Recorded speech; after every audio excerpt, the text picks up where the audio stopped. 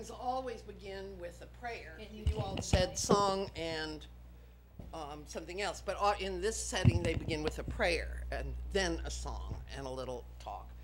And this is, although this is from Malawi in one church, this is very common in all the churches, that after the service or after the formal part of the church meeting or whatever meeting it is, women will go together and talk about how they can keep their marriages strong and give each other advice. And that's the case here. That lady said her husband has a girlfriend and he wants to get rid of her. She's not happy with that. Should she do it? And her dilemma is, if she stays with this guy who's screwing around, she's likely to get AIDS from him. If she leaves, she's going to lose his support for herself and her children. And in this case, thus, one of the women says, yes, she should pack her bags and go so that she won't get AIDS and leave her kids orphans. The others say, no, you have to figure out a better way and try to persuade him and try to talk your husband into behaving well, do it little by little. But again, this is an issue that's very central to the lives of very many women in the rural areas, and they are certainly talking about it. And so this is just the same, we again can't use all our wonderful long quotes, but you can see this back and forth and people debating what's the best way that women should deal with this issue, and they are talking and talking and talking. Okay, then the second thing we do is look at somewhat more formal settings, and these are the ones that have been studied very, very extensively by legal anthropologists and so forth. But we also have a lot of data on things like village meetings, chiefs' courts, and other settings of that sort. And here's where you see that people, in ways you might not expect as normal, really vociferously and impolitely express their interests. They don't always win, but they definitely aren't shy and helpless. And the first one is, again, all right, there's a very long, trying to squish stuff on a slide is a big mistake. Yes, this is the seed multiplication group. You want to do seed multiplication? This is one of our local ethnographers. She's the secretary of the seed multiplication group, which is organized by donor money and from the top down. Then the issue comes up. A man who's been an agricultural extension agent has come home ill and clearly dying, and people think he has AIDS. And he wants to join their group, but the group's a cooperative. So if he doesn't fulfill his obligations, the rest of the group is held hostage to it. They have to compensate. So after the general meeting, the director calls the executive board, and they debate as the leaders. And the executive director says, we shouldn't let this guy join because we're going to be on the hook for his not being able to finish his work. And the rest of the group says, no, give him a chance. We don't know what his life is. Maybe he doesn't really have AIDS, or if he does, maybe his wife will do his share of the work, or maybe a nephew will come in. And in the end, they win. The guy is allowed to become a member of their group. But again, it's a moral issue. In this case, it's an organizational issue, and it's discussed. It's different from the first category that Ann talked about because it's among the leaders. And it's, it was Jenny who said, there's some things you don't want to talk about in public. So they talk about it in private, and then we'll announce. Right, but what's really striking here, and again in this horrible slide, the woman who's writing the journal says, when Mrs. Charles finished speaking, I was asked to give out my suggestions, and I said to them that there is no need to refuse him joining the club because we don't know, and so on and so forth. He could maybe live for 2 or 3 years. He has a wife. He could employ people. And then at the end, the committee told the chairman that he should ask the man if he's ready for farming in terms of money, but he should not be told that we have not allowed him to join our club. So basically, if the guy can come up with the initial buy-in, he should be allowed to join, even if, and this chairman has really tried to make it seem that this is a catastrophically bad decision, and his committee has overridden his advice. They just do not do what he asks. They deliberate back and forth much more extensively than we can show here. Okay, here is another fascinating example. This is a conflict between parents and teachers taken to the chief.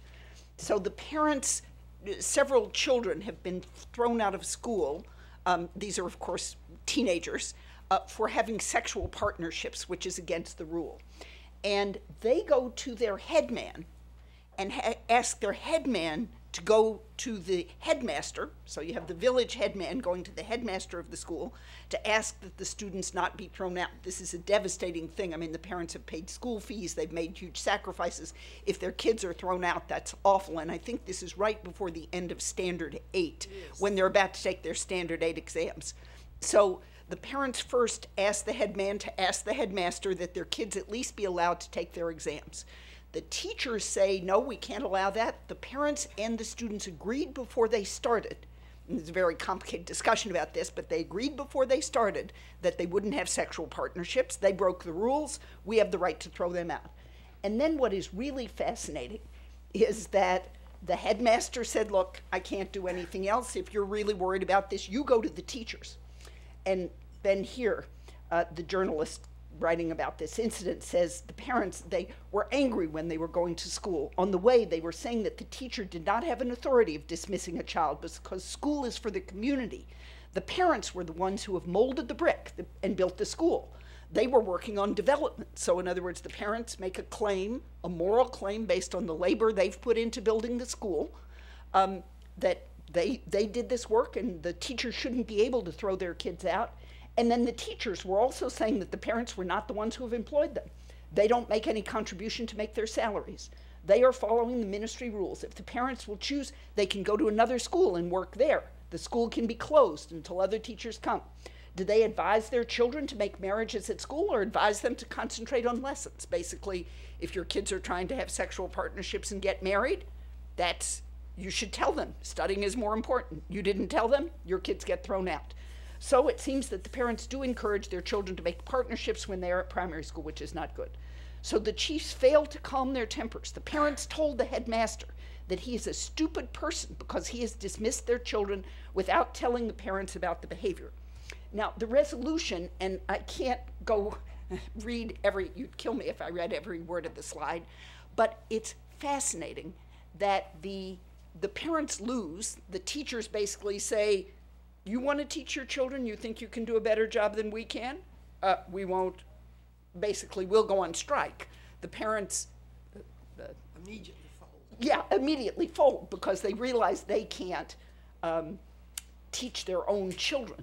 But nonetheless, the vigorousness with which they go back and forth, they make reasons and arguments, they make claims based on their moral standing, and they, again, the parents call the headmaster stupid for not protecting their children better. So, yeah. Okay, then a village meeting, and again, we have many, many examples of this, but we have two cases here. One is a headman who expels a very, very difficult woman from the village, and the debates that go on around his ability to do that. And the second is a rude headman who is suspended by his group village headman. So, Susan, you want to talk about these? I think we only have time for one. Okay, so you talk. All right. Well, 5 minutes. All right. Yeah, and we want formal. Okay, yeah, I'm going to, then I won't go through these wonderful slides. I will skip over all the detail. But just to say that in the case where a village headman wants to throw a woman out who's repeatedly not paid back her debts to the chicken cooperative and the seed cooperative and so forth, he finally does throw her out, but not before being chided for having been insufficiently, he hasn't spoken to her respectfully enough. He gets fined 1 chicken by the guy above him as a sort of symbolic compensation to her, and right down to the end, she summons her headman to the group village headman, where she is outraged. She makes all her claims. She explains how unfair it is that she's being treated this way, and so on and so forth. And it's only really that all the villagers back up the argument that she is a terrible person and totally uncooperative that allows him to throw her out. And then the second is another situation we found absolutely fascinating, and and it makes a point that we want to make, which is that in this case, a village headman has basically cheated his villagers twice. And how does this get resolved? People in the village whisper around. They talk to the group village headman. Probably his relatives have also talked to him, so some of them live in the village. He hears about this. He goes around and informally consults with the, quote, intelligent people in the village. We asked, intelligent, that means educated? Oh no, intelligent. Well, did he consult you? We asked our informant. You're, very intelligent. She said, oh no, I'm probably not old enough. So he consults what I think would amount to the elders quietly.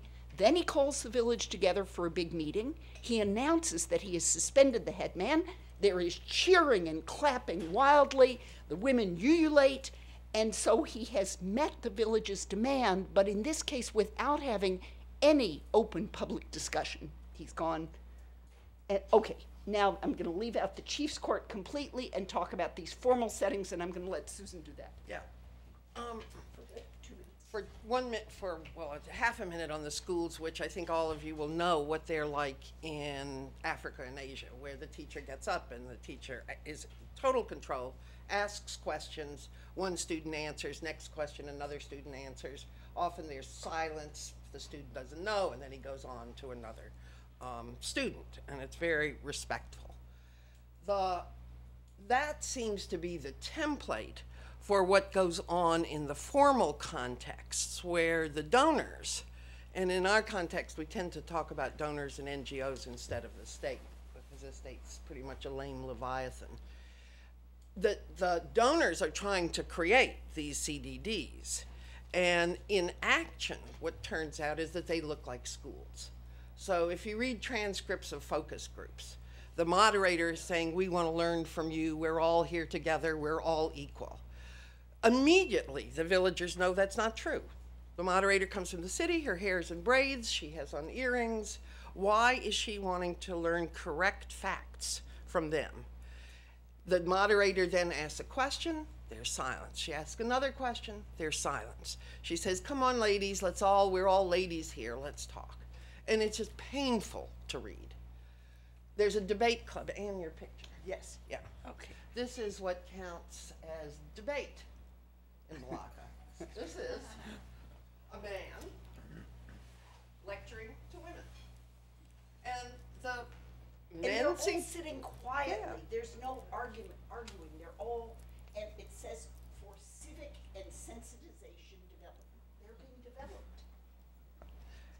And they're all, I think everybody, both and this happens in trainings too. There's a leader, and it's supposed to be participatory, but in fact, when the kids who are being trained to be youth educators, peer group educators, practice, we've sat in on some of those, they get very stern, and they talk to their peers as if they were teachers. So there's something in those formal contexts, school is replicated. And there is the people who come to it, the focus group participants, the trainees, want to be enlightened. They expect to be enlightened from the more educated person, and the more educated person expects to enlighten them. Thanks. I think our minutes are up.